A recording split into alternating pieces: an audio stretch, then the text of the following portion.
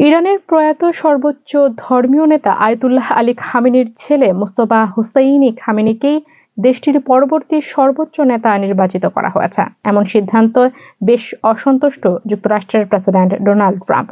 মার্কিন সংবাদ মাধ্যম ফক্স নিউজের উপস্থাপক ব্রায়ান কিলমেড বলেন, ট্রাম্প তাকে বলেছেন, আমি এমন সিদ্ধান্তে অসন্তুষ্ট। তবে এখনো প্রকাশ্যে আনুষ্ঠানিক মন্তব্য করেননি ট্রাম্প। যুদ্ধের শুরুর দিকে মার্কিন প্রেসিডেন্ট ডোনাল্ড ট্রাম্প বলেছিলেন, ইরানের সবচেয়ে খারাপ পরিস্থিতি হবে যদি আয়াতুল্লাহ আলী খামেনির উত্তরসূরি আগের ব্যক্তির মতোই খারাপ হন।